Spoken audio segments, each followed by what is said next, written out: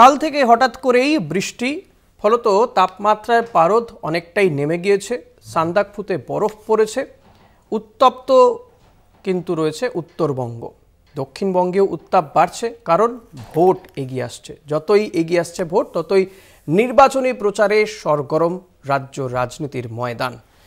আজ অভিষেক বন্দ্যোপাধ্যায় বসিরহাটে গিয়েছিলেন।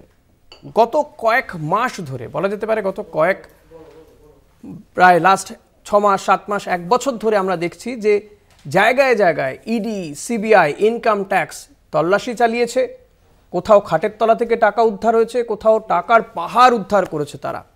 গ্রেপ্তারও হয়েছে পার্থ চট্টোপাধ্যায়, অনুব্রত মণ্ডলরা, তারা এই মুহূর্তে জেলে রয়েছেন। কেউ প্রেসিডেন্সিতে, তো কেউ তিহার জেলে। গরু পাচার, কয়লা পাচার, একাধিক দুর্নীতির তদন্ত চলছে এ রাজ্যে। কিন্তু সব কিছুকে বাদ দিয়ে এই 2024-এর শুরুর দিক থেকে সন্দেশখালি খবরের শিরোনামে। 5ই জানুয়ারি ইডি গিয়েছিল শেখ শাহজাহানের বাড়িতে তল্লাশি চালাতে, আক্রান্ত হন তারা। তারপরে মাঝখানে কিছুদিন বাদ দিয়ে শিরোনামে উঠে আসে সন্দেশখালি। অভিযোগ আসতে থাকে যে সন্দেশখালিতে দিনের পর দিন সেখানে মহিলাদের ওপর অত্যাচার হয়েছে, নারী নির্যাতন হয়েছে, গণধর্ষণের মতন অভিযোগ ওঠে। তদন্ত হয়, একাধিক কেন্দ্রীয় সংস্থা রাজ্যে আসে, সন্দেশখালিতে যায়, এমনকি এ রাজ্যে রাষ্ট্রপতি শাসন জারি করার দাবিও ওঠে। খবরের শিরোনামে থাকে সন্দেশখালি। শেষমেশ সেই সন্দেশখালির বেতাজ বাদশাহ শেখ শাহজাহানকে গ্রেপ্তার করে রাজ্য পুলিশ, যিনি এই মুহূর্তে সিবিআই হেফাজতে। গ্রেপ্তার করা হচ্ছে তার শাগরেদদের, শিবু হাজরা, উত্তম সর্দারদের। আর এই নির্বাচনে যখন প্রচারে সরগরম রয়েছে রাজ্য রাজনীতি, তখন তৃণমূল কংগ্রেসের সর্বভারতীয় সাধারণ সম্পাদক তার দক্ষিণবঙ্গে প্রচার শুরু করলেন এই বসিরহাট থেকেই, অর্থাৎ সন্দেশখালি বসিরহাট লোকসভা কেন্দ্রের অন্তর্গত। এবং সেখান থেকে তিনি প্রচার শুরু করলেন। সেখানে প্রচার করতে গিয়ে তিনি স্বাভাবিকভাবেই সন্দেশখালি প্রসঙ্গ তুললেন, বললেন শেখ শাহজাহানকে গ্রেপ্তার করতে পারেনি কোনো এজেন্সি, কোনো কেন্দ্রীয় এজেন্সি, গ্রেপ্তার করেছে রাজ্য পুলিশ। আজ এই সমস্ত বিষয়গুলো নিয়েই আমি আলোচনা করব বাংলা বলছেতে। আপনাদের সঙ্গে রয়েছি আমি ঋষিকেশ, আমাদের সঙ্গে অতিথিরা রয়েছেন, তাদের সঙ্গে আপনাদের আলাপ করিয়ে দেবো। আমার সঙ্গে রয়েছেন তৃণমূল কংগ্রেসের মুখপাত্র কৃষাণু মিত্র। কৃষাণু, স্বাগত আপনাকে। রয়েছেন বিজেপি পক্ষ থেকে দীপঙ্কর সরকার। দীপঙ্কর দা, স্বাগত। রয়েছেন সিপিআই নেতা গৌতম রায়। গৌতম বাবু, আপনাকেও স্বাগত জানাবো। অভিষেক বন্দ্যোপাধ্যায় তিনি বসিরহাটের মাটিতে দাঁড়িয়ে বলছেন যে শেখ শাহজাহানকে গ্রেপ্তার করেছে রাজ্য পুলিশ, ইডি বা সিবিআই তাকে গ্রেপ্তার করতে পারেনি। অপরদিকে তার গুরুতর অভিযোগ যে সন্দেশখালিতে গত কয়েকদিন ধরে দেখা গিয়েছিল যে বারবার বিজেপির একের পর এক প্রতিনিধি দল যাচ্ছে, বিরোধী রাজনৈতিক দল যাচ্ছে, কংগ্রেস গিয়েছে, সিপিআইএম গিয়েছে, বুদ্ধিজীবীরা গিয়েছে, আজকে তারা কেন যাচ্ছে না? যে শিবু হাজরা, যে উত্তম সর্দারদেরকে গ্রেপ্তার করেছিল না, সেখানে রাতের পর রাত, দিনের পর দিন নারী নির্যাতনের ঘটনা হচ্ছে, তাদেরকে কেন কেন্দ্রীয় এজেন্সি নিজেদের হেফাজতে নিচ্ছে না? এই প্রশ্ন তুলেছেন অভিষেক বন্দ্যোপাধ্যায়। শুনবো তৃণমূল কংগ্রেসের সর্বভারতীয় সাধারণ সম্পাদকের কি বক্তব্য। শেখ শাহজাহানকে সিবিআই ইডি অ্যারেস্ট করেনি, মমতা ব্যানার্জির পুলিশ অ্যারেস্ট করেছে। সুদীপ্ত সেনকে ইডি সিবিআই অ্যারেস্ট করেনি, মমতা ব্যানার্জির পুলিশ অ্যারেস্ট করেছে। পার্থ চ্যাটার্জি, জ্যোতিপ্রিয় মল্লিককে মন্ত্রিসভা থেকে বার করে দলীয় ব্যবস্থা অন্য কোনো দল নয়, তৃণমূল কংগ্রেস নিয়েছে। আপনি দেখান তো, সিপিএম 34 বছর ক্ষমতায় ছিল, একটা সিপিএম এর নেতা অ্যারেস্ট হয়েছে? আপনি দেখান, বিজেপি প্রায় 17টা রাজ্যে ক্ষমতায়, বিজেপির একটা নেতা অ্যারেস্ট হয়েছে? আমাকে দেখান যারা নারীর সুরক্ষা নিয়ে কথা বলে, নারী সম্মান নিয়ে কথা বলে। বিজেপির এমপি সাংসদ ব্রিজভূষণ সিং, যার বিরুদ্ধে কুস্তিগিররা অভিযোগ করেছে ফিজিক্যাল মলেস্টেশন, শারীরিক হেনস্থার, তাকে বড় বড় পদ দিয়ে মঞ্চ আলোকিত করে বসিয়ে রাখে। আর অন্যদিকে মমতা বন্দ্যোপাধ্যায় অভিযোগ পেলে ঘাড় ধাক্কা দিয়ে জেলে ঢোকায়, ব্যবস্থা নেই। এটাই পার্থক্য। যারা নারী নির্যাতন নিয়ে কথা বলছিল, অভিযোগ ছিল কার বিরুদ্ধে? অভিযোগ ছিল উত্তম সর্দারের বিরুদ্ধে, শিবপ্রসাদ হাজরার বিরুদ্ধে। আজকে 15 দিন হয়ে গেছে, সিবিআই এদেরকে হেফাজতে নিয়েছে? নেয়নি। তার কারণ বিজেপির লক্ষ্য, বিজেপির উদ্দেশ্য নারী সুরক্ষা নয়। বিজেপির উদ্দেশ্য মানুষকে ভুল বুঝিয়ে তৃণমূল কংগ্রেসকে সাংগঠনিকভাবে দুর্বল করা। তাই জন্য কথায় কথায় সবার বাড়িতে ইডি আর সিবিআই। আরে আপনি তো এত ইডি সিবিআই পাঠিয়েছেন, আপনি পাঠান, আপনার ইডি সিবিআই কাঁচকলা করেছে আর বাংলার মানুষের কাঁচকলা করবে। এই দীপঙ্কর দাকে দিয়ে শুরু করতে চাইবো আমার আজকের এই অনুষ্ঠান। অভিষেক বন্দ্যোপাধ্যায় তিনি একাধিক বিষয় বলছেন, যার মধ্যে অন্যতম যে তিনি যেটা বললেন যে এই শেখ শাহজাহানকে গ্রেপ্তার করতে কোনো কেন্দ্রীয় এজেন্সি পারেনি, রাজ্য পুলিশ পেরেছে। পাশাপাশি তার বক্তব্য যে এই যে এজেন্সি দিয়ে একটা পারসেপশন তৈরি করার চেষ্টা হচ্ছে, এবং শিবু হাজরা, উত্তম সর্দার, আপনারাই তো বলেছেন যে এই সন্দেশখালীতে দিনের পর দিন নারী নির্যাতনের ঘটনা ঘটেছে, তাদেরকে তো গ্রেপ্তার করেছে রাজ্য পুলিশ, যেমন কেন তাহলে কেন্দ্রীয় এজেন্সি তাদেরকে নিজেদের হেফাজতে নিচ্ছে না?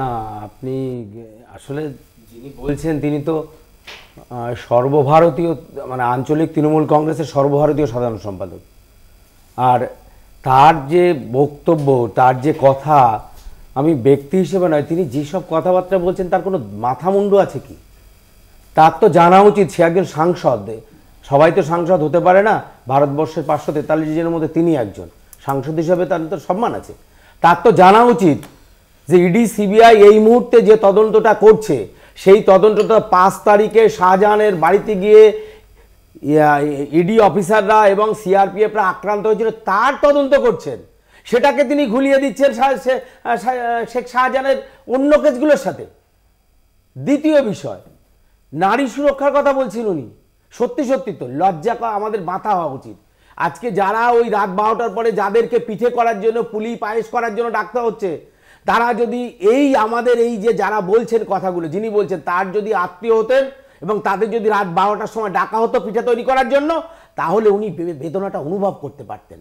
এই বেদনার অনুভব উনি করতে পারবেন না। আর শিবু হাজার কেসের সাথে উনি ইডির আক্রমণের কেস দুটোকে এক করে দিচ্ছেন।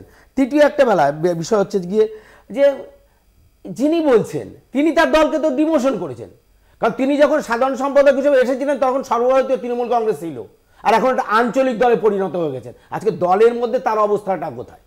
আজকে বসিরহাটে সভা করতে গেছেন, 5000 পুলিশ, 2500 শুধুমাত্র কনস্টেবল এবং হোম মানে আমাদের যে সিভিক ভলেন্টিয়ার, অন্যান্য অফিসার দিয়ে 5000 পুলিশ। লোক যা তার থেকে পুলিশ বেশি।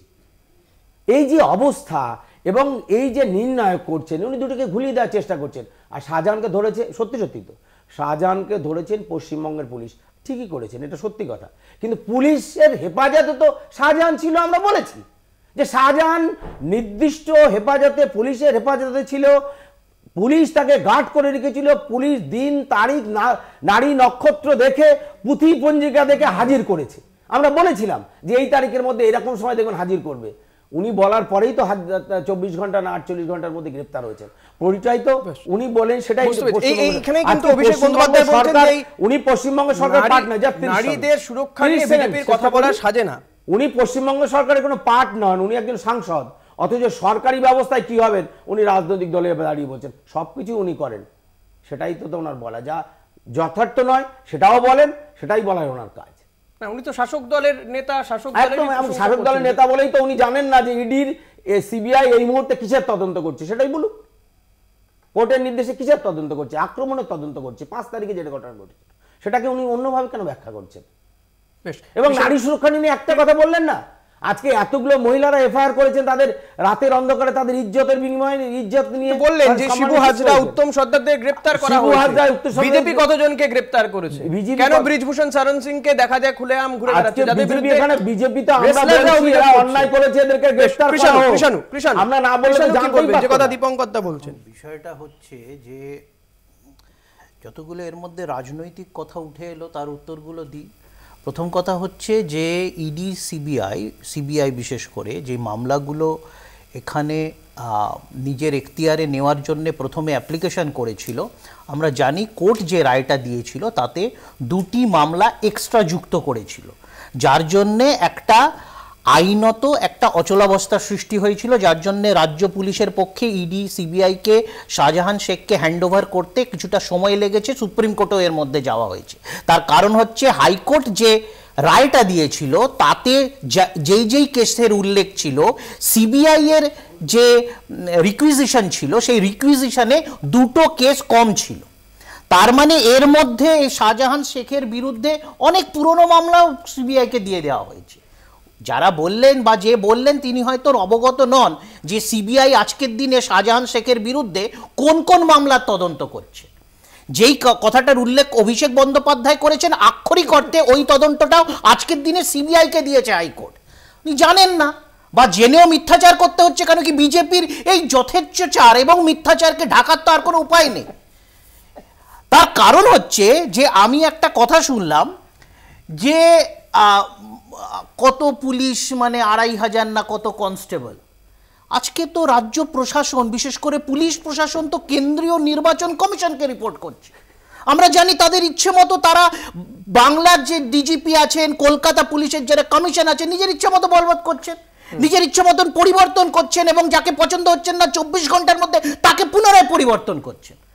তো তারপরে তাকে কি দিয়েছেন তো তারা আটকে দিক, সবই তো বিজেপির পরিচালনায় এবং বিজেপির অঙ্গুলি হেলনে হচ্ছে। তো অভিষেক বন্দ্যোপাধ্যায় কত সভাতে কত পুলিশ আছে, পুলিশ নেই, সে তো আজকে শুভেন্দু অধিকারী ঠিক করছেন। তো শুভেন্দু অধিকারী 2500 পুলিশ দিয়েছেন কেন, 5000 পুলিশ দিয়েছেন কেন? রাজনৈতিক বক্তব্যতে, আলোচনায় তাদের কাছে এখন কোনো রাজনৈতিক এজেন্ডা নেই, তার জন্য এরকম একটা আলটপকা মিথ্যা অভিযোগগুলো করতে হবে। ভুলে গেছেন যে এখন 1 বছর আগেকার বা 6 মাস আগেকার মতো রাজ্য প্রশাসন, পুলিশ প্রশাসন এখন কেন্দ্রীয় নির্বাচন কমিশনকে রিপোর্ট করছে। এই মিথ্যাচারগুলো আবার বলে রাখি, সন্দেশখালী মামলায় আমরা জানি, সন্দেশখালী মামলাতে যেই অভিযোগগুলো উঠেছিল অনেক রংটং চড়ানো হয়েছে। তার মধ্যে যা অভিযোগগুলো পুলিশের তদন্ততে বা আমাদের দলীয় তদন্ততে যেগুলো মানে প্রিলিমিনারি ঠিক প্রমাণিত হয়েছে, আমরা তার বিরুদ্ধে ব্যবস্থা নিয়েছি, পার্টির নেতাদের বিরুদ্ধেও অ্যাকশন নেওয়া হয়েছে। বেশ, একটা ছোট বিরতিতে যাব, বিরতির পরে আমি ফিরে আসবো, গৌতমদার কাছেও যেতে হবে। একটা বিরতির পরে আবারও ফিরবো আমরা এই আলোচনায়, সঙ্গে থাকবেন। ফিরে এলাম বিরতির পর, দেখছেন বাংলা বলছে, আপনাদের সঙ্গে রয়েছি আমি ঋষিকেশ। আমাদের এই আলোচনার টেবিলে আরও একজন অতিথি যোগ দিয়েছেন, কংগ্রেস নেতা শক্তি মৈত্র। শক্তিদা, স্বাগত আপনাকে। আমি গৌতমদা আপনার কাছে আসবো, যে বিষয়টা জানতে চাইবো যে একদিকে তৃণমূল কংগ্রেসের পক্ষ থেকে তাদের সর্বভারতীয় সাধারণ সম্পাদক তিনি বলছেন যে বিজেপির মুখে নারীদের সম্মানের কথা মানায় না, আর যাদের বিরুদ্ধে অভিযোগ ছিল সেখানে নারী নির্যাতন করার অভিযোগ ছিল, সেই শিবু হাজরা কিংবা উত্তম সর্দারদের তো গ্রেপ্তার করেছে পুলিশ, কেন সিবিআই হেফাজতে নিচ্ছে না? অপরদিকে বিজেপি বলছে যে তৃণমূলের কাছে এই ধরনের মন্তব্য তৃণমূলের মুখেও মানায় না। আপনারা কিভাবে দেখছেন?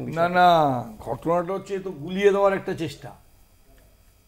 গোটা পশ্চিমবঙ্গের মানুষ, গোটা ভারতবর্ষের মানুষ সন্দেশখালী প্রত্যক্ষ করলো কি? প্রত্যক্ষ করলো যে ইডির অফিসাররা রক্তাক্ত হলেন, সংবাদ মাধ্যমের সঙ্গে যুক্ত সাংবাদিকরা আক্রান্ত হলেন, রাত্রিবেলা 12টা 1টার সময় 2টোর সময় ফোন করে মহিলাদের ডাকা হচ্ছে। এই যে অন্যায় এবং এই যে বর্বরতা, অসভ্য আদিম একটা বাসনা, তাকে বাস্তবায়িত করার জন্য যে চালচিত্র আঁকা হচ্ছে, লজ্জা। গোটা ভারতবর্ষ দেখছে, এটা পশ্চিমবঙ্গের সমস্ত মানুষ দেখেছে, এটার লজ্জা মানে কি, এটাকে কন্ডেম করার কোনো ভাষা নেই। দ্বিতীয় বিষয় হচ্ছে যে এটা খুব জরুরি বিষয় যে আমাদের পশ্চিমবঙ্গের মানুষ হিসাবে এটা শুধু প্রতিবাদ না, লজ্জায় মাথা হেট হয়ে যায়। আর কুর্নিশ জানাতে ইচ্ছা করে যে সন্দেশখালীর মহিলারা যেভাবে গোটা অ্যাডমিনিস্ট্রেশনকে এবং গোটা মানুষের মধ্যে, জনজীবনে অ্যাডমিনিস্ট্রেশনের বিরুদ্ধে এবং তাদের ওপরে যে ঘটনা ঘটেছে তার জন্যে প্রতিবাদ প্রতিরোধে যে স্ফুরণ বাংলা দেখেছে, এই কুর্নিশ জানাতে ইচ্ছা করে, লাল সালাম জানাতে ইচ্ছা করে।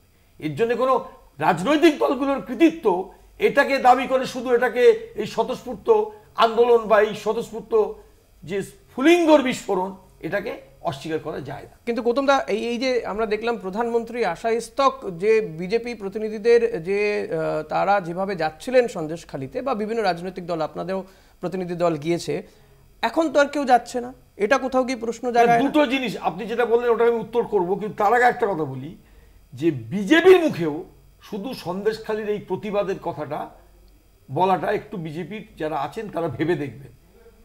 গোটা দেশ হাতরাস ভোলেনি, উন্নার ভোলেনি, কুস্তিগীরদের ওপর যে অসভ্য আচরণ হয়েছে ভোলেনি, মণিপুর ভোলেনি।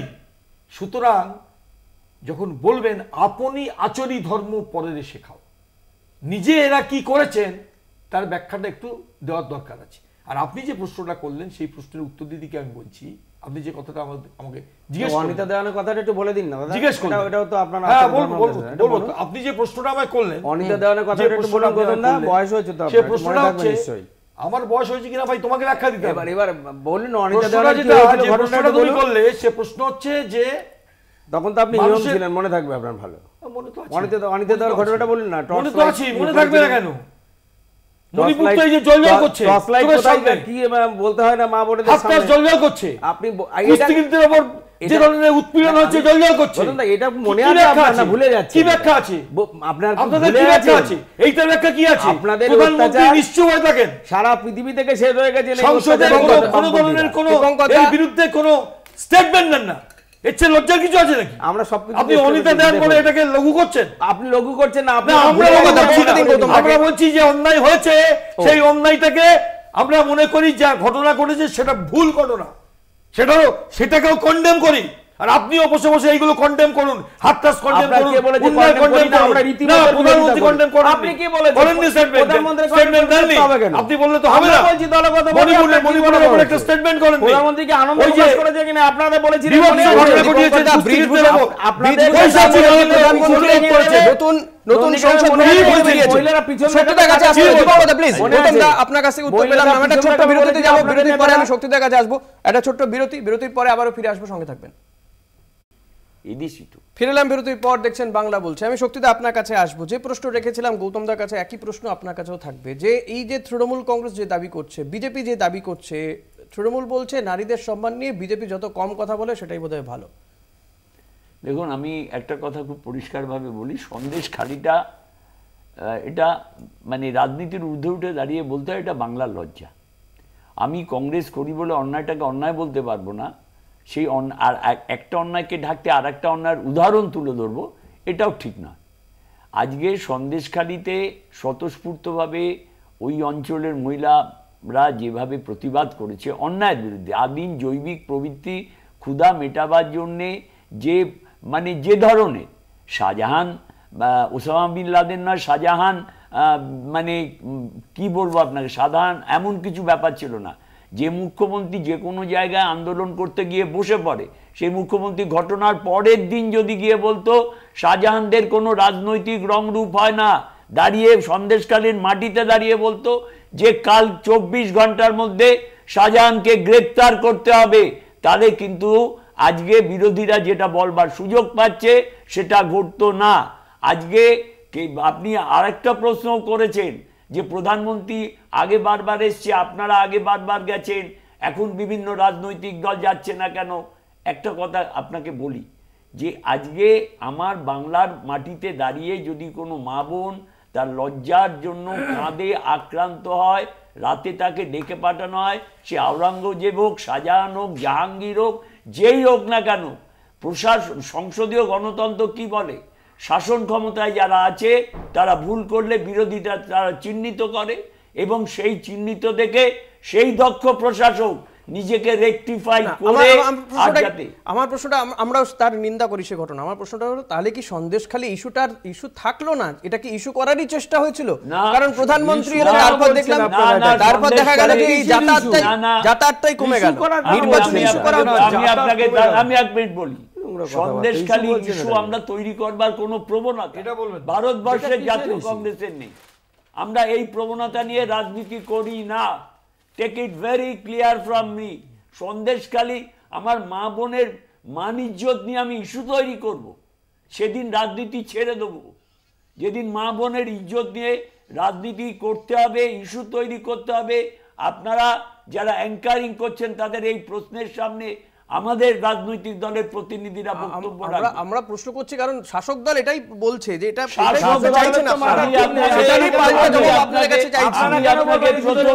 সেটারই পাল্টা জবাব চাইছি। শাসক দলের তো গেছে মাথা, আপনাদের কি গেছে? শাসক দলে মাথায় যাক কি পা যাক সেটা আমার বিষয় না। শাসক দল এটা বলছে, আপনারা কি বলছেন? ইস্যু করছেন, আপনারা কি বলছেন? তাহলে না কোনো ইস্যু বিরোধী দল করেনি, এই ঘটনাগুলো ঘটেছে। আপনি ঘটনা ঘটেছে, ঘটনাগুলোকে আপনারা ইস্যু বলছেন কেন? বাস্তব ঘটনাগুলোকে সব ঘটনা আপনি অ্যাঙ্কার দাদা, আপনি বলুন, আপনি বুঝুন, এতগুলো এফআইআর 64টা এফআইআর আগে ছিল, সেই এফআইআর গুলো তদন্ত হয়নি কেন বলুন? মহিলারাই তো করেছিল। তারপরে আজকে এইখানে এফআইআর আগে হয়নি, কিন্তু 64টা এফআইআর আগে হয়নি। এই যে সেই জন্য তো পরে পরে তো এফআইআর না না, তার আগে পেন্ডিং 64টা এফআইআর আছে, সেইগুলোকে কোর্ট যেতে বলে যে বসিয়াটা। আমি মনে করে কেউ না, আমার মনে করাতে কিছু এসে যায় না। তদন্ত এইরকম ভাবে বলছেন, প্রভাবিত হবে না। মা বোনেদের অপমান করবেন না। আপনি একজন কোথায় মা বোনেদের অপমান? এই যে বলছেন ইস্যু, কেন ইস্যু? আমি ইস্যু কোথায়? আপনি কেন ইস্যু বলছেন এটাকে? ইস্যু করার চেষ্টা করছে কি বিরোধীরা? একটু বলুন। শাসক দল বারবার করে বলছে, আপনারা দাদা শাসক দল রাজনীতি করবে না, শাসক দল রাজনীতি করবে। আমি তো সেটাই বলছি, আমি তো সেটাই বলছি, সারা বাংলায় মুখ পুড়েছে। আমি তো সেটাই বলছি, আমি তো সেটাই বলছি। শাসক দল বলছে যে আপনারা এটা ইস্যু করতে চাইছেন, বলছে রং চড়ানো হচ্ছে। মাইদের ঘটনাটা তার বাড়ির মহিলা হলে বলতে পারতো, আপনি বলুন না। না এটা নিয়ে তার বাড়ির মহিলাকে রাতের বেলা পিঠে তৈরি করতে এটা বলতে পারতো, ইস্যু করার কোনো বিষয় নেই। সেটাই তো আপনাদের জবাব চাইছি, আমি তো সেটাই আপনাদের জবাব চাইছি। যে মহিলাটাকে রাতের অন্ধকারে ডেকে নিয়ে এসে তার বাড়ির মেয়ে হলে কি করতো? কৃষাণু কি বলবেন? কৃষাণু কি বলবেন? এখন প্রথম কথা হচ্ছে যে তুমি ইস্যু বলেছো, ঠিক বলেছো না ভুল বলেছো তার বিচার আমি করছি না, কিন্তু এদেশের প্রধানমন্ত্রীকে শুনেছি যে এই সন্দেশখালী ইস্যুটা আমরা শুধু বাংলায় নয় সারা দেশে ছড়াবো। প্রধানমন্ত্রী দাঁড়িয়ে জনসমক্ষে পাবলিক মিটিংয়ে বলেন, আর তারপরে এখানে বিজেপি মিথ্যাচার করছে। এই হচ্ছে কি আজকে বিজেপির ঘোষিত নিয়ম, প্রথম থেকে লাস্ট পর্যন্ত মিথ্যা কথা বলে, একেবারে মিথ্যা কথা বলে এদের কাজ। বলুন প্রধানমন্ত্রী কবে বলেছে ইস্যু করেছে? সন্দেশখালীর ঘটনা আমরা সারা ভারতবর্ষে জানাবো, জানাবো না? মায়েদের উপরে অত্যাচার হয়েছে, আদিবাসী আমি বলবো না, আমি বলবো না একচেটিয়া বলবো। দীপঙ্কর দা বলতে দিন। বিষয়টা হচ্ছে কেন মিথ্যার সম্মুখীন হয়ে এখন তখন মাথা খারাপ হয়ে যেতে পারে। আমি তো আবার বলছি, প্রধানমন্ত্রী জনসমক্ষে পাবলিক মিটিংয়ে বলেছে যে সন্দেশখালী ইস্যুকে আমরা সারা দেশে নিয়ে যাব। এক, দুই হলো যে এখানে যে জ্ঞান দিচ্ছে না এতজন লোক, আমার খুব দুর্ভাগ্যজনকভাবে লাগছে যে সবাই কিন্তু ইস্যুটা করার জন্যই জ্ঞানটা দিচ্ছে। তার কারণ হচ্ছে, যদি বাম প্রতিনিধি গৌতম দাস সিনিয়র মানুষ, ব্যক্তিগতভাবে তার প্রতি সম্মান আছে, কিন্তু যদি ধানতলা বানতলা থেকে আজকে ও একটা ইস্যু বললো, আমি বলছি শুটিয়া গণধর্ষণ, আপনারা ভুলে গেছেন? তারপরে আপনারা জ্ঞান দেবেন আর আমরা বসে বসে শুনবো? আপনারা ভুলে গেছেন যে বিজন সেতু করার পর আপনারা সেই নেতাকে মাথায় করে রেখেছিলেন, রাজ্যের মন্ত্রী করেছিলেন? আপনি ভুলে গেছেন যে সাইবাড়ি করার পরে তার নাম বদলে তাকে মন্ত্রী করেছেন? এইটাই তো, আপনারা খুনে ডাকাতকে মন্ত্রী করে রেখেছেন, ধরা করে তার বিরুদ্ধে কোনো ব্যবস্থা হয়। আমরা ব্যতিক্রমী দল, আমাদের মধ্যে কেউ অন্যায় দুর্নীতি করলে আমরা তার বিরুদ্ধে ব্যবস্থা নেই।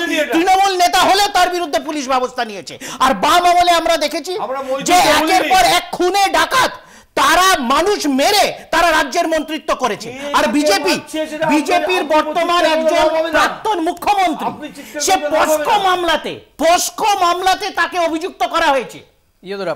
তার 10-15 দিন হয়ে গেছে বিজেপি দল, প্রধানমন্ত্রী, স্বরাষ্ট্রমন্ত্রী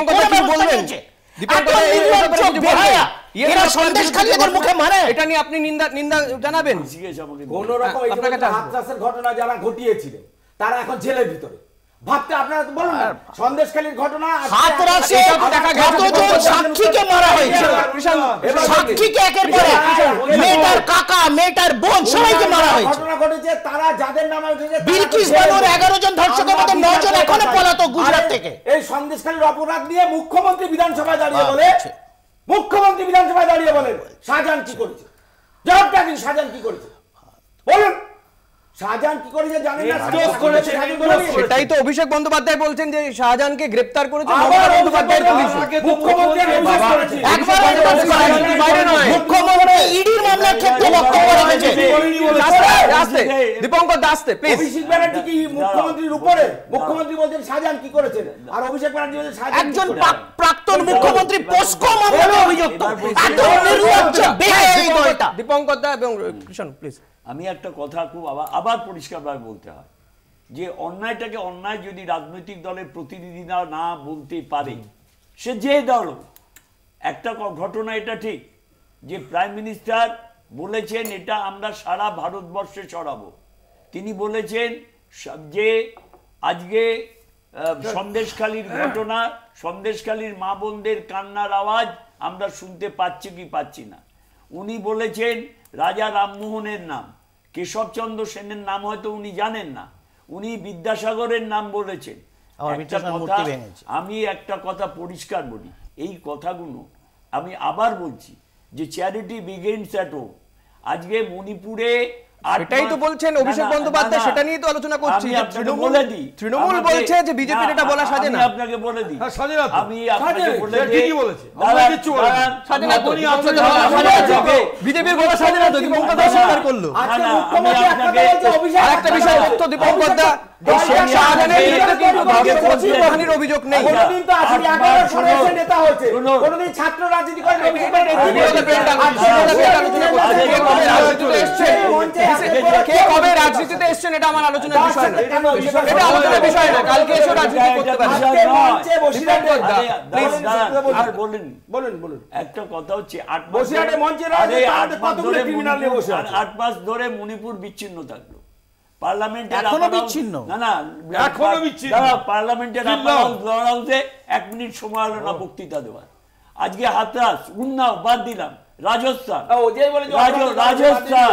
রাজস্থান ল কলেজে ঢুকে কি করেছে, বিলকিস বানুর কেসের কি অবস্থা, ধর্ষণ মামলা যারা অভিযুক্ত তাদেরকে মালা পরিয়ে বরণ করে নেওয়া হয়েছিল। দীপঙ্কর আপনি ভুলে যাচ্ছেন। শুধু তাই নয়, ঋষিকেশ আমি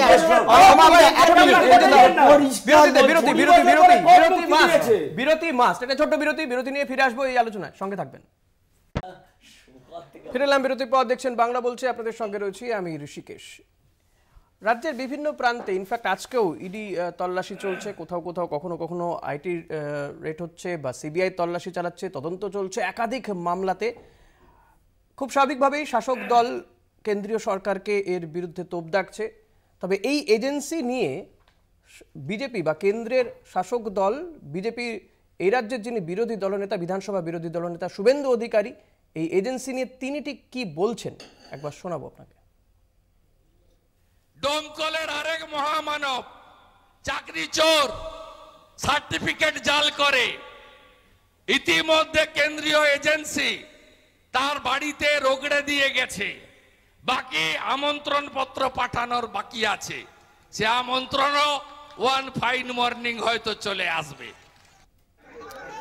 গৌতম দা, এই যে বিষয়টা যেখানে শাসক দল বারবার অভিযোগ করেন যে ইডি সিবিআই বা আপনারাও বারবার অভিযোগ করেছেন যে নিয়ন্ত্রণ করে কেন্দ্রের শাসক দল, বিজেপি দ্বারা নিয়ন্ত্রিত হচ্ছে, বিজেপি রাজনৈতিক স্বার্থে ব্যবহার করছে, শুভেন্দু অধিকারী যে বক্তব্য রাখলেন আজকে, সেটাই কি প্রতিস্থাপিত হলো না?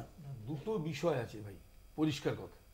একটা হচ্ছে যে ইডি সিবিআইকে কেন্দ্রীয় সরকার তারা উদ্দেশ্য প্রণোদিত হয়ে ব্যবহার করে, এটা ঘটনা, এ বিষয়ে কোনো সন্দেহ নেই। কিন্তু আবার এটাও ঠিক, বহু ক্ষেত্রে এটা বুঝতে হবে যে কোর্টের রায়ে সিবিআই বা ইডি তদন্ত করছে। এই যে কোর্ট মনিটরিংয়ে যে তদন্তগুলো হচ্ছে, সেখানে কিন্তু ডেফিনেটলি কজ আছে এবং মেটেরিয়ালস আছে। আদারওয়াইজ কোর্ট কোনোদিন এই ধরনের অ্যাকশন নিতে বলবে না যেখানে সাবস্টেন্সিয়াল ডকুমেন্টস থাকে না।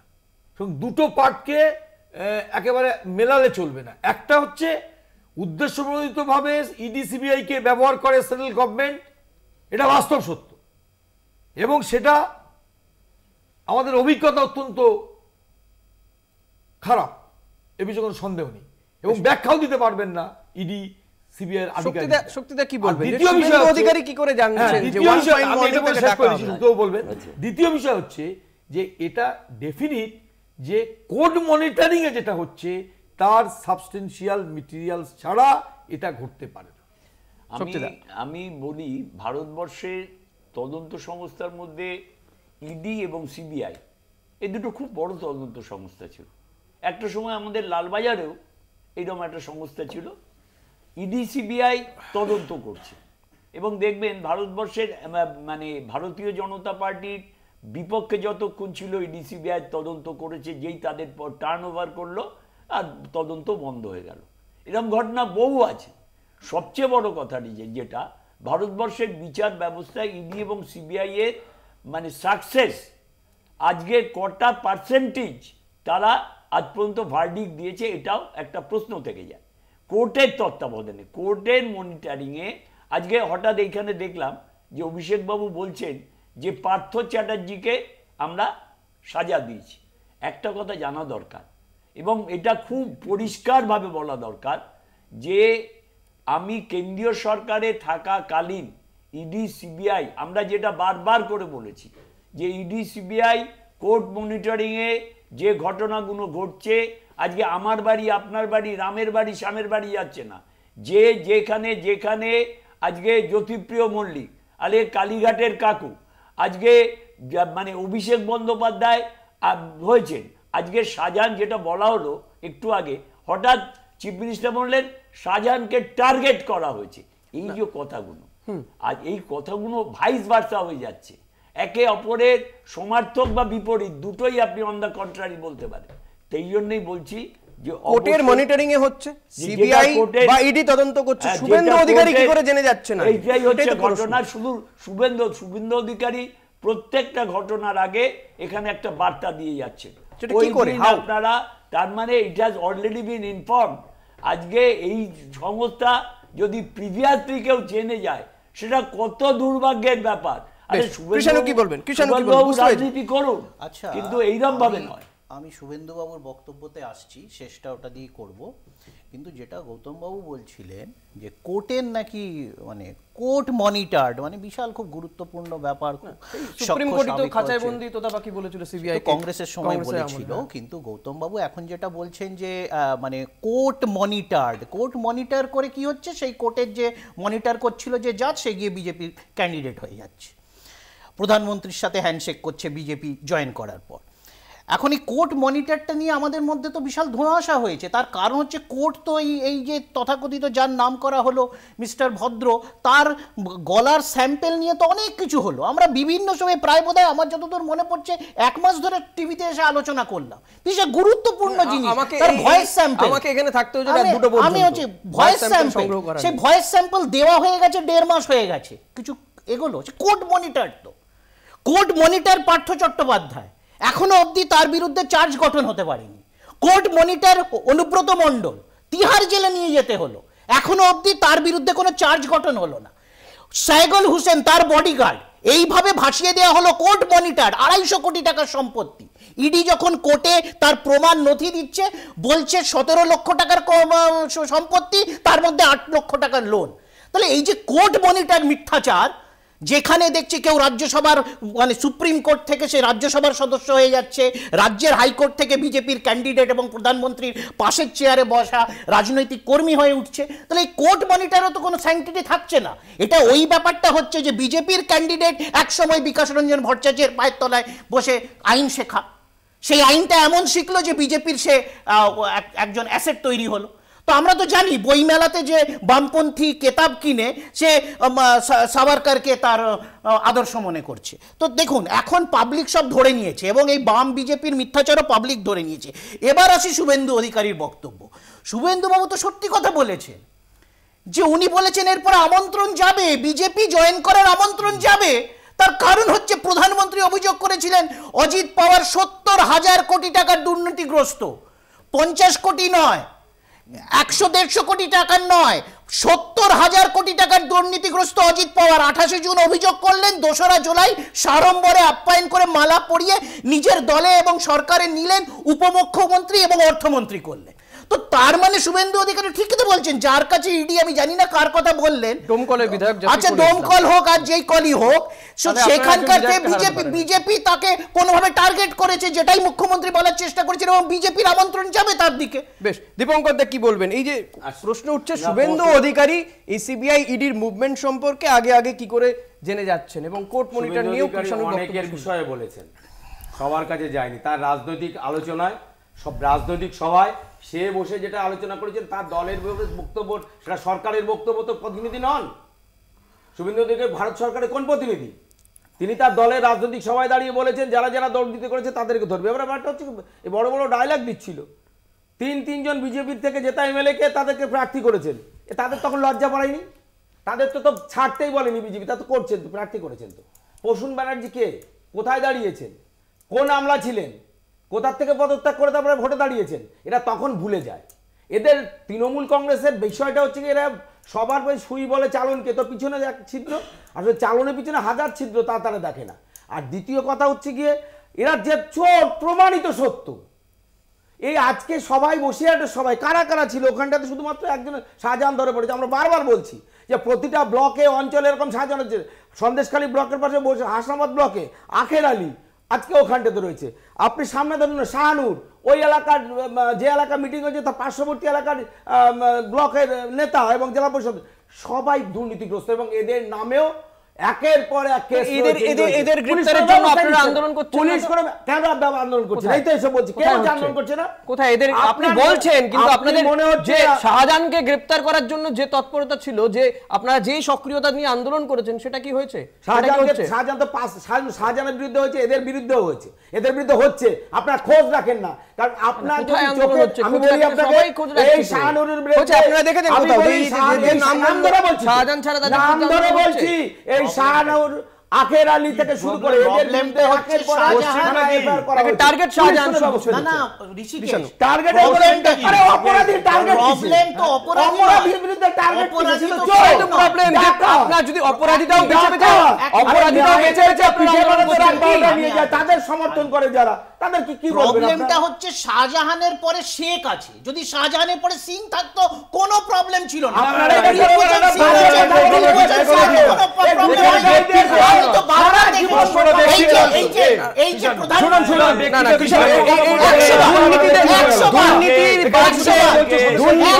কোনো ধর্ম হয় না কৃষাণু। আমি সবাইকে বলতে চাই যে কোনো ধর্মীয় দুর্নীতিবাজদের কোনো ধর্ম হয় না, দুর্নীতিবাজদের কোনো ধর্ম হয় না। কৃষাণু প্লিজ একটা ছোট্ট বিরতিতে যেতে হবে। কৃষাণু, দীপঙ্কর দা এবং বাকিদের বলবো একটা ছোট্ট বিরতিতে যেতে হবে। তবে আবারও বলবো যে দুর্নীতিবাজদের বা অপরাধীদের কোনো ধর্ম হয় না, ফলত তাদেরকে ধর্মের বেড়াজালে আটকে রাখবেন। একটা ছোট্ট বিরতির পর ফিরে আসবো সঙ্গে সঙ্গে। ফিরে এলাম বিরতির পর, দেখছেন বাংলা বলছে, আপনাদের সঙ্গে রয়েছি আমি ঋষিকেশ। আজ বাইরের তাপমাত্রা কিছুটা কম, কিন্তু স্টুডিওর তাপমাত্রা অনেক বেশি, সরগরম রয়েছে বলা যেতে পারে। তবে আজকে বা এই মুহূর্তে তৃণমূল কংগ্রেস কেন্দ্রের শাসক দলের বিরুদ্ধে, বিজেপির বিরুদ্ধে বিভিন্ন জায়গাতে একাধিক বিষয় যেমন তারা উল্লেখ করছে, তাদের মূল ইস্যু কিন্তু যে বঞ্চনার অভিযোগ। তারা বারবার করে বলছেন যে কেন্দ্রীয় সরকার 100 দিনের কাজের টাকা দিচ্ছে না, আবাস যোজনার টাকা দিচ্ছে না, এটাকে তারা ইস্যু করতে চেয়েছে এবং বিভিন্ন সভা সমিতিতে সেই নিয়ে তাদের বক্তব্যও শোনা যাচ্ছে। অভিষেক বন্দ্যোপাধ্যায় তিনি উত্তরবঙ্গ দাঁড়িয়ে বলেছিলেন যে শ্বেতপত্র প্রকাশ করুক কেন্দ্রীয় সরকার, যে কত টাকা তারা দিয়েছে 21-এর নির্বাচনের পরে। আজকেও তিনি সে কথা বলেছেন এবং তিনি এ নিয়ে টুইটও করেছেন। আমরা শোনাবো আজকে বসিরহাটের সভা থেকে অভিষেক বন্দ্যোপাধ্যায় ঠিক এ নিয়ে কি বললেন। কাগজ প্রকাশ করে আমাদের দেখান, আমরা ভুল বলছি? বিজেপির উচিত কাগজ দেখানো, হ্যাঁ কি না? বিজেপির ক্ষমতা থাকলে আমার চ্যালেঞ্জ গ্রহণ করা উচিত, হ্যাঁ কি না? ভারতের প্রধানমন্ত্রী তো বলেছে যে আমরা টাকা পাঠিয়েছি বাড়ির জন্য। আমি বলেছি 3 বছরে বাংলায় হারার পর থেকে আপনি যদি দেখাতে পারেন আপনি 100 দিন আর আবাস প্লাস প্রকল্পে 10 পয়সা, আমি 1000 কোটি টাকা বলছি না, আমি 500 কোটি বলছি না, 10 কোটি, 5 কোটি, 1 কোটি বলছি না, আমি বলছি 10 পয়সা কেন্দ্র সরকার সাহায্য করেছে বাংলাকে। যদি বিজেপির কোনো নেতা কর্মী শ্বেতপত্র প্রকাশ করে দেখাতে পারে, অভিষেক বন্দ্যোপাধ্যায় রাজনীতিতে পা রাখবে না, সেদিন থেকে চিরতরে রাজনীতি থেকে বিদায় নেবে। দীপঙ্কর দা কি বলবেন? অভিষেক বলবো, এই যে ব্যক্তি বলছেন রাজনীতিতে পা রাখবো না, এই ব্যক্তিটা 2019 সালে ব্যারাকপুরে সভাতে গিয়ে বলেছিলেন, কি বলেছিলেন? অর্জুন সিংকে যদি 2 লক্ষ ভোটে হারাতে না পারি আমি রাজনীতি ছেড়ে দেব। অর্জুন সিং ভারতীয় জনতা পার্টির সাংসদে ভারতবর্ষের পার্লামেন্টে গেছে, রাজনীতি তিনি তো ওই দিনই ছেড়ে দিয়েছেন। এখন যেটা উনি চালাচ্ছেন না, পিসির কোম্পানির ম্যানেজিং ডিরেক্টর হিসেবে চালাচ্ছেন। আর সংসদের মধ্যে দাঁড়িয়ে, পার্লামেন্টে দাঁড়িয়ে মন্ত্রীরা বলেছেন 2 লক্ষ কোটি টাকার উপরে ভারতবর্ষ পশ্চিমবঙ্গকে দিয়েছে। তৃতীয় বিষয়, আমরা বারবার বলছি যে আমরা টাকা আটকাইনি, আমরা চুরি আটকেছি। আমরা চাই পশ্চিমবঙ্গের যারা কাজ করেছে ন্যায্য, যারা 100 দিনের কাজ, যাদের ঘর, তারা টাকা পাক। কিন্তু চুরি যারা করছে, আমরা চুরি বন্ধ করেছি, আমরা বলছি না আমরা করিনি। চতুর্থ বিষয় যে এই আজকের এই জায়গাগুলোকে নিয়ে গেছে যারা এই জায়গাগুলোকে চুরি করছে, চুরি করার পরে টাকা দিয়ে আমরা চুরি করতে টাকা দেবো কেন দেবো আমরা এই জায়গাগুলো? যার জন্য আমরা বলেছি হিসাব দাও। চতুর্থ বিষয় হচ্ছে আমরা দিচ্ছি, কেরালা রাজস্থান সরকারের টাকা আটকে ছিল, রাজস্থান সরকার সুপ্রিম কোর্টে গিয়ে অর্ডার নিয়ে টাকা নিয়ে গেছে। আপনারা এত মামলা কেন যাচ্ছেন না?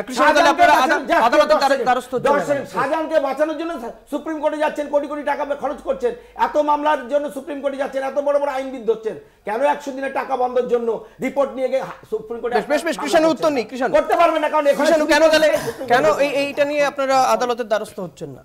তার মানে বিজেপি টাকা আটকায়, অযাচিতভাবে টাকা আটকায়, এটা তো প্রমাণিত। তারপরে সেটা আদালত থেকে নেব না কান্টি মূলে নেব, সেটা পরের ব্যাপার।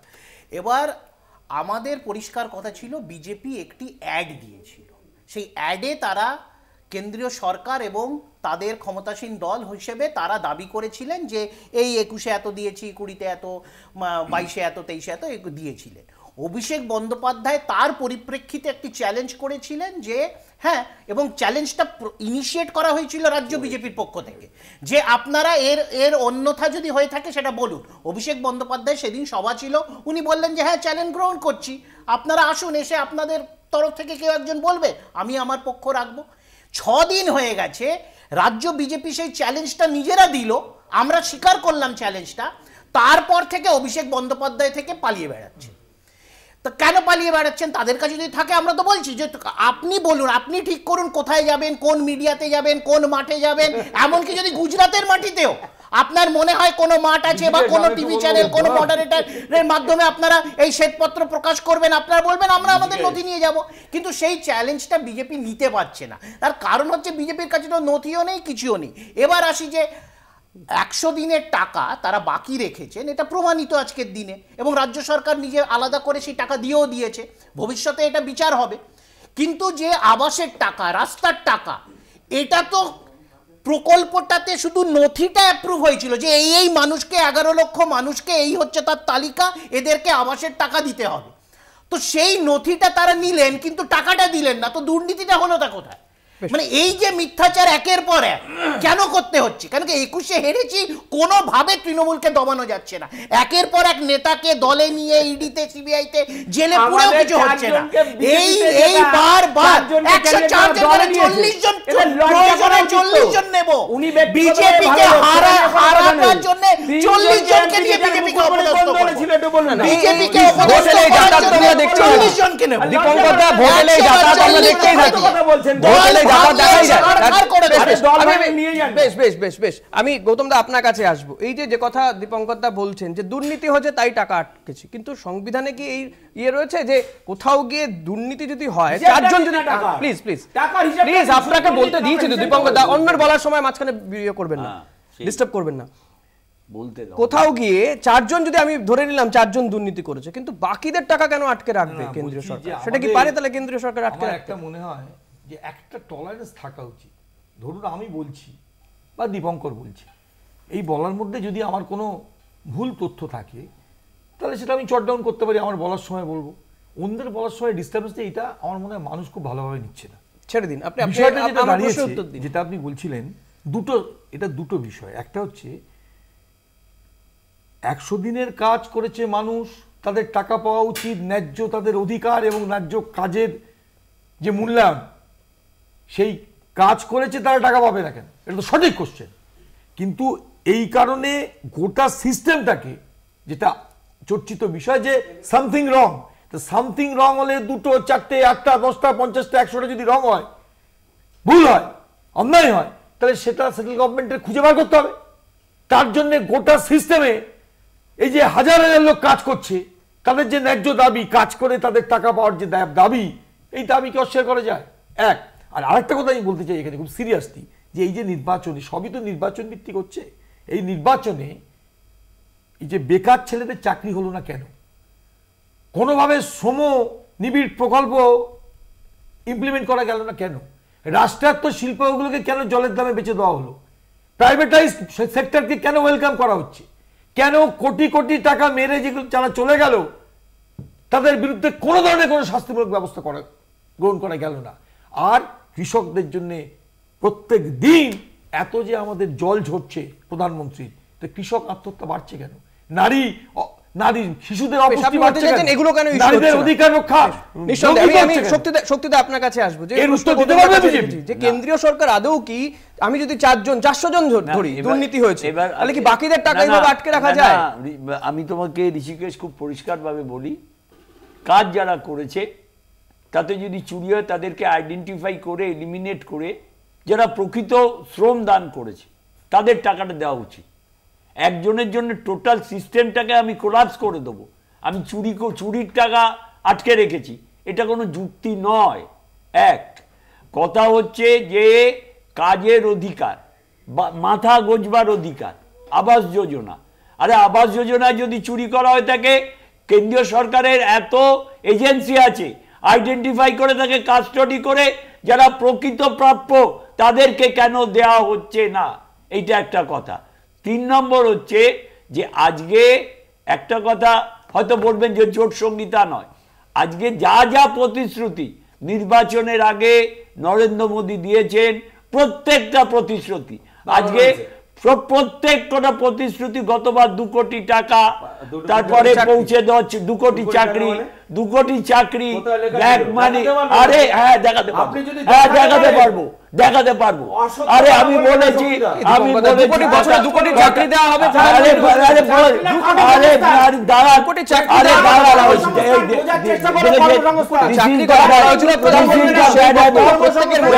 হচ্ছে কথা, তাহলে কাউকে বলতে দেবো না।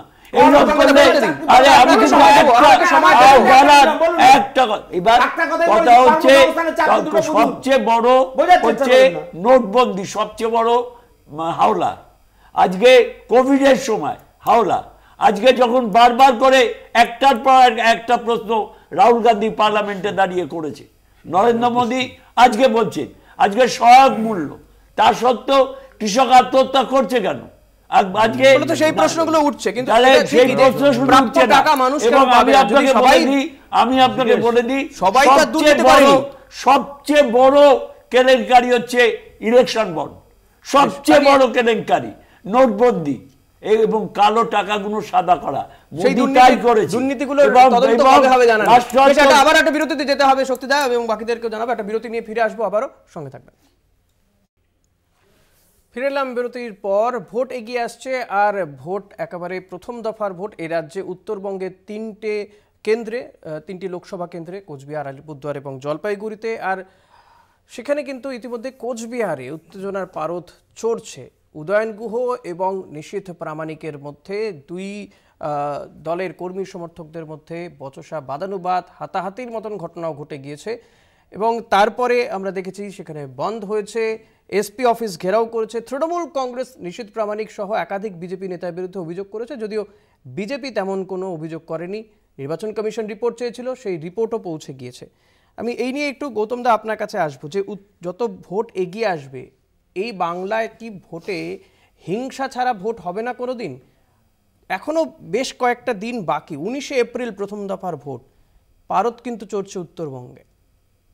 আবার যে ঘটনাটা বলতে হয় সেটা হচ্ছে যে আগে আমরা বিহার, উত্তরপ্রদেশের ভোট নিয়ে ভাবতাম যে হিংসা, যেরকম ধরনের ব্লাডশেড হয়। পশ্চিমবঙ্গের নির্বাচনকে কেন্দ্র করে যেরকম হিংসা এবং ব্লাডশেড হয়, এটা ভারতবর্ষের সমস্ত রাজ্য দেখে আর ভাবে যে what Bengal thinks tomorrow, India what Bengal thinks today, এই আমলেই হচ্ছে বলে মনে হচ্ছে। এটা কি করে এই ঘটনা পশ্চিমবাংলায় ঘটে? এই ভোটে হিংসাটা কবে থেকে এই হিংসাটা এই যেভাবে শুরু হয়েছে তৃণমূলের আমলে, কল্পনা করা যায় না।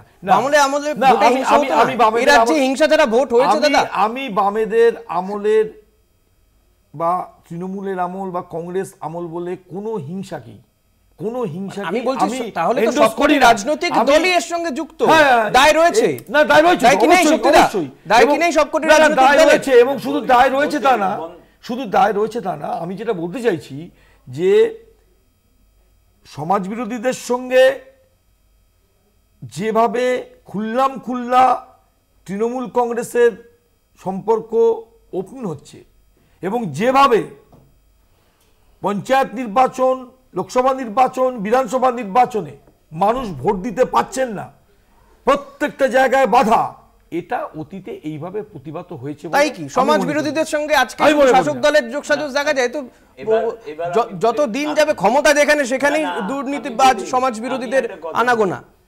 রক্তের মানে রক্ত দিয়ে হেঁটে গিয়ে নির্বাচন, এটা আজকে নতুন নয়, এটা চলছে। এই প্রক্রিয়াটাকে যদি রাজনৈতিক দল, শাসন ক্ষমতায় যারা থাকে, বিরোধী দলে যারা থাকে, তারা যদি একদম মনের উৎস কেন্দ্র থেকে এটা বন্ধ করবার চেষ্টা করে, তাহলেই বন্ধ হবে, নইলে এটা বন্ধ হওয়া কোনো মতেই সম্ভব না। দীপঙ্কর দা, বন্ধ হবে কি? আপনারা এ রাজ্যের প্রধান বিরোধী দল, আমি নিশ্চয়ই কিষাণুর কাছে যাব, কেন বন্ধ হচ্ছে না? আজ কেন্দ্রীয় প্রতিমন্ত্রী তিনি তেড়ে যাচ্ছেন রাজ্যের মন্ত্রীর বিরুদ্ধে, রাজ্যের মন্ত্রী তেড়ে যাচ্ছেন, উত্তরবঙ্গে সবে তো শুরু। উত্তরবঙ্গে একজন শাহজাহান আছেন, সেই শাহজাহানের জন্মদিন পালন হচ্ছিল দিনহাটাতে, তার বাড়ির সামনে দিয়ে সাধারণ মানুষ হিসেবে তার কনভয় যাবে, ভোটের প্রচার করতে যাবে, শাহজাহান মেনে নেবে কেন? দলবল নিয়ে এসে আক্রমণ করেছে। যে লোকটা 2015 সালের আগ পর্যন্ত উত্তরবঙ্গে দাঁড়িয়ে মমতা ব্যানার্জি শ্রাদ্ধ করেছেন, এই মনে রাখবেন। 2015 সালে উদয়নগর তৃণমূল কংগ্রেস এসেছেন, তার আগে ছিল না, শুনে রাখুন ঋষিকেশ। এই লোক তো জানি অত্যাচারের তৃণমূল কংগ্রেস, তার ফলে তার বাড়ির সামনে দিয়ে কনভয় যাচ্ছে। রাজা বিজেপি অভিযোগ তো দায়ের করেন কারো বিরুদ্ধে, আপনি বলছেন বিজেপির উপর হামলা হচ্ছে, রাজা শয়তান। দায় কি সবার নয় কৃষাণু? কেন এই ধরনের ঘটনা ঘটছে? সবার নয়, আমি বললাম 19 এপ্রিল ভোট পাবেন, আরেকজন মুখ্যমন্ত্রী পাবেন, কম বেশি 1 মাস বাকি। তা এখনই তো উত্তরবঙ্গে কি ছবি হচ্ছে তাহলে? যিনি বিজেপির এখন কেন্দ্রীয় স্বরাষ্ট্র প্রতিমন্ত্রী, তিনিও তো তৃণমূল থেকেই বিজেপিতে গেছেন 2019-এ। যাই হোক, তো এখন এখানে যেহেতু গৌতম দা বলছিল, আমার শুধু ওই দিনহাটা যেহেতু জায়গাটার নাম, তাই আমার মনে পড়ে গেল, এই সিপিএম দল নিজেদের জোটসঙ্গী ফরওয়ার্ড ব্লকের লোককে গুলি করে মেরেছিল এই দিনহাটাতে। আজকে তারা রাজনৈতিক হিংসা নিয়ে অন্যকে জ্ঞান দেবেন। আর নির্বাচনী হিংসা, 2003 সালের পঞ্চায়েত নির্বাচনে একদিনে 150 মানুষকে খুন করেছিল প্রশাসনের তদারকিতে।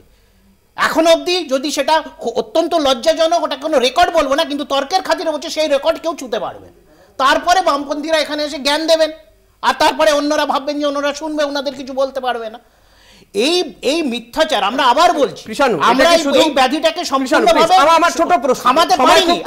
আমি 1 মিনিট আমার ছোট প্রশ্ন, আমরা কি শুধু এই তথ্যের নিরিখার একটা তথ্য আমি আবার বলবো নাকি কমানোর চেষ্টা করব? 100 বার আমরা আবার বলছি কি চাইবো, যে আমরা আমাদের আন্তরিক প্রচেষ্টা সত্ত্বেও আমরা এই ব্যাধিকে সম্পূর্ণভাবে নির্মূল করতে এখনো অবধি সফল হইনি, আগামী দিন সফল হব।